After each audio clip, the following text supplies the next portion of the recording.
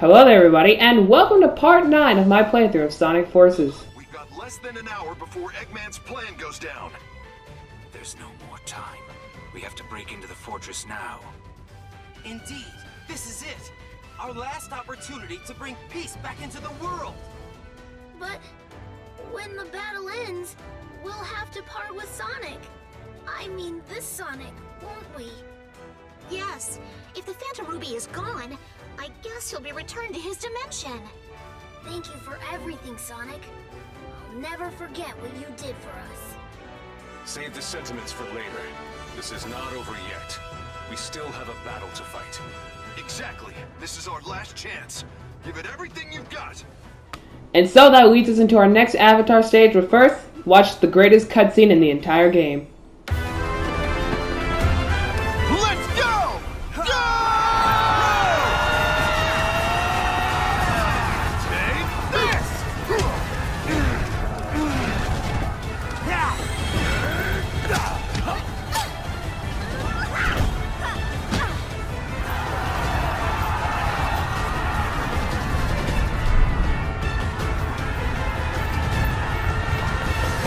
Hey, Infinite! Long time no see. Did you miss me? Why, yes, I did. I've been looking forward to finishing you and your annoying friends. I trust you're all ready for oblivion. If you're not, oh well.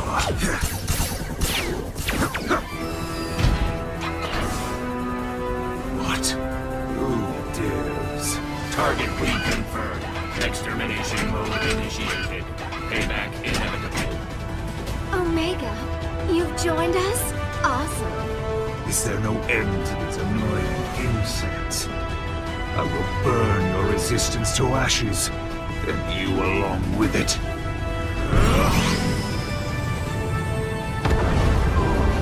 Whoa, you gotta be kidding. That's just a special effect, right? No, it's not. While we're under the Phantom Ruby's control, it's a part of our reality. Unbelievable. What chance do we have against that? The sun will fall upon you all. Boom. The end. Your pathetic lives are over.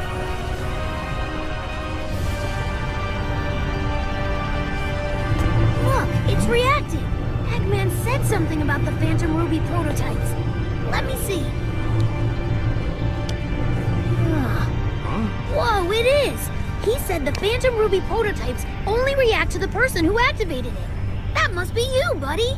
Your courage and heroism are probably what triggered it. Just maybe, if you use this, it can make that sun disappear.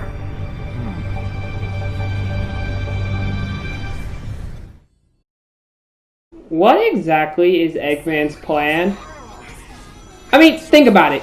Infinite just created the sun using the Phantom Ruby, and he plans to drop it on top of the battlefield and kill everybody.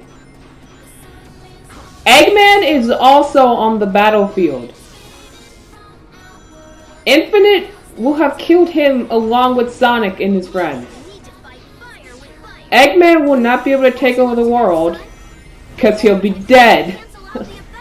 But I digress. This is Imperial Tower, also known as the most difficult level in this game. Well, to some people, I actually got through this fairly easily. The game came out a while ago, alright? The game is a few years old, okay? I think by now everybody has seen how to play this game. But to most people, on their first time experience, this is a very difficult stage. This is essentially a wisp maze. So every wisp in the game is accessible in this level, and depending on what wispin you have when you go into this level, you will be taking a completely different path than everybody else, unless everybody else picks the same wisp. I said a few parts back that I will be using the burst wispin for the rest of this gameplay, so I was stuck with that for this level, which isn't hard to get through, but me and everyone else's advice for this level, use the hover wispin that I'm going to unlock later on in this playthrough, but use the hover wispin and get through this level fairly easily. There's a way to unlock the hover Wispin before when you actually get it in the game, but I didn't do that because I'm saving that for the extra video. But no, use the hover Wispin and get through it fairly easily. For the remainder of this level, this giant blue laser beam of death is falling down on top of you, and well, as you can imagine, if it hits you, it is an instant death. It doesn't matter how many rings you have. It doesn't matter if you have a shield. You will, and I mean you will die if that laser hits you.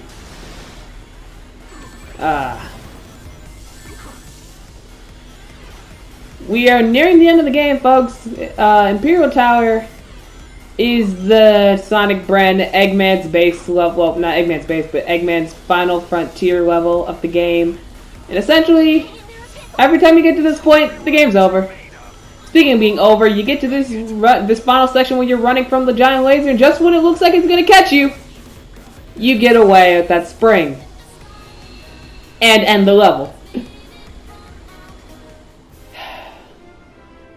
Okay, small rant before we head on to the next part. This is the end of the game. The level should not still be this short. And it's a shame because we're coming up on a really cool level. And it's shorter than Imperial Tower. That nearly took me 3 minutes to get through, and it's not just because I died. I literally played through this level a second time before recording this commentary where I S-ranked it. And it almost took me about the same amount of time. But, you know, I digress. Let's move along. Make peace with your fate, because your lives are now over. 3, 2, 1, 0. Buddy?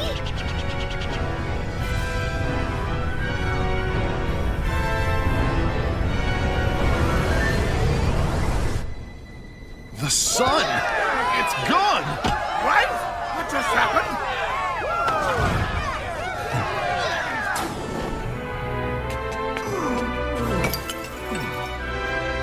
Impossible! I thought all the prototypes were destroyed! A costly oversight, Doctor. This is why I always check and double check, as any good scientist would. This is the turning point, guys. Time to press our advantage and kick major butt!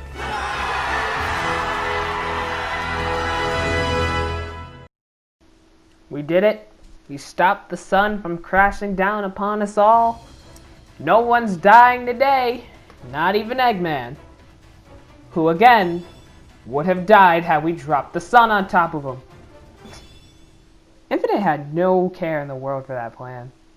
But anyway, we're moving on to the next modern Sonic stage, which is Mortar Canyon. That must have used up a ton of energy. Phantom Ruby should be weaker now. This is our only chance to defeat Infinite. This is a very downward level. A bit of this level will be spent going down this downward slope. Still, one of my adventures part, don't boost and more or less homing attack into as many enemies as you can.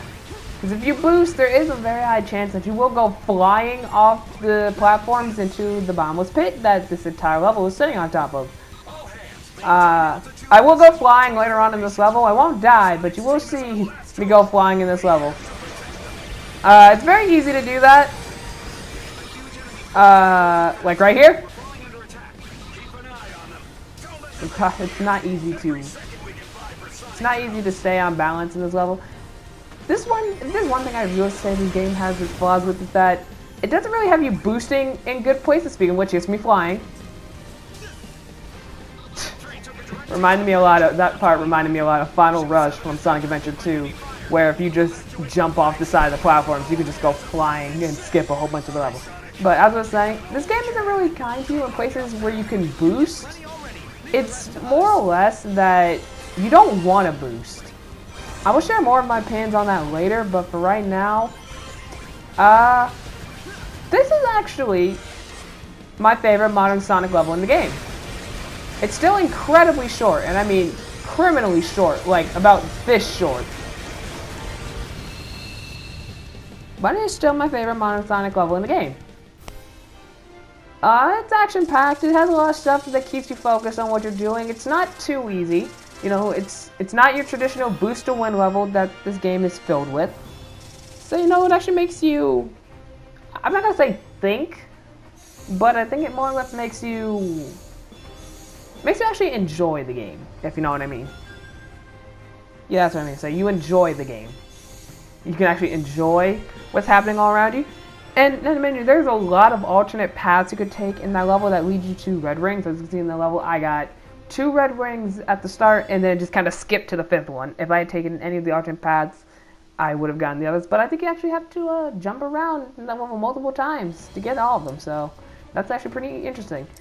But enough on Mortar Canyon. We're moving on to the 3rd and final boss battle with the big bad Infinite.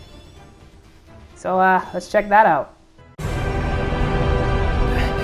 Pathetic little hedgehog. Even with the Phantom Ruby weakened, I still have enough power to smash you into blue jelly.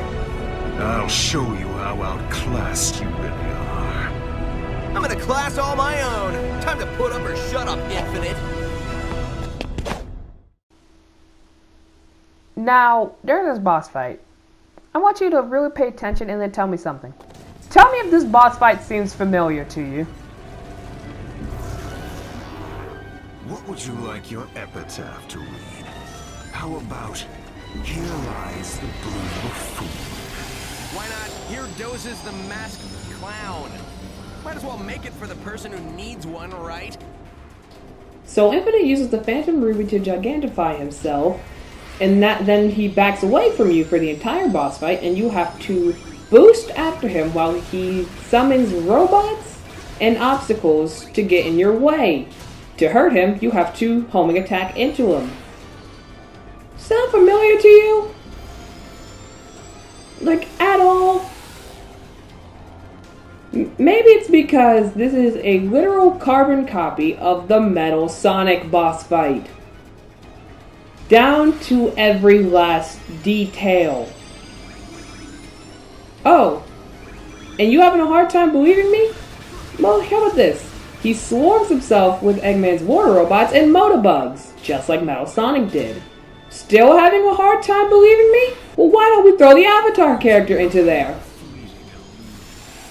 Now it makes sense, doesn't it? This is literally the Metal Sonic boss fight, copied and pasted, but they changed Metal Sonic to Infinite. This game has cut so many corners, and I understand.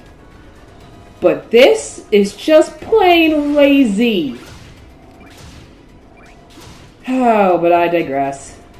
You probably noticed back there that as I said it, the Avatar character just kind of appeared out of thin air. Well, there was a cutscene where your Avatar character showed up, but as you probably forgotten by now, in part 1 of this playthrough, I said that I couldn't record the cutscenes, so I would download them. I could not find the cutscene in the middle of this boss fight to download, at least not in HD.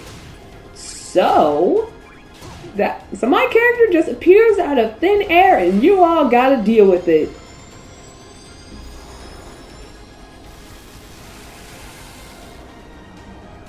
By now you've probably noticed that every boss fight with Infinite I've had in this playthrough, I have gone to the virtual reality zone. I've gone into virtual reality during the boss fight. That's because I didn't want to show it off. And I know it probably takes away a lot of unnecessary time from the boss fight. But I don't care. It's my playthrough. I do what I want. Oh, and in case you guys are still having any questions on whether or not they actually copied the Metal Sonic boss fight, you literally beat Infinite in the exact same way. I mean, the exact same way. In fact, Sonic actually says the exact same line before you boost at him. The only difference is that Infinite doesn't explode into red blocks. And I guess another difference is that I S-ranked this boss fight and not Metal Sonic, so I guess Infinite really is the easier villain to beat. It's a shame. It's a shame. Maybe the main villain of this game should have been Metal Sonic instead of Infinite. There's the hover Wisman that I mentioned back in Imperial Tower. Kinda sucks though, we're just getting it here instead of before that level where it would have been the most useful. But I can't really complain. I can't really complain. They did have a way for you to get it. I didn't do it. So that's the punishment I get. Anyway, let's move along. Impossible. I cannot be defeated. Wrong, loser. The things that can't be defeated are heart, soul, and the bonds of friendship. 3 things you and your counterfeit cronies lack. No. Wait. I can still fight. Huh? You never fail to surprise me, Sonic. I didn't believe Infinite could lose. Victory will be so much sweeter when I defeat him. Don't think this is over yet, you blue nuisance! My plan just went into overtime! Oh no. Eggman's going into overtime. This must really be serious. But next up we have the next and final classic Sonic stage, Iron Fortress. That's gonna have to wait for the last part of this playthrough. The finale of Sonic Forces is next. So stay tuned, everybody. Have a good day.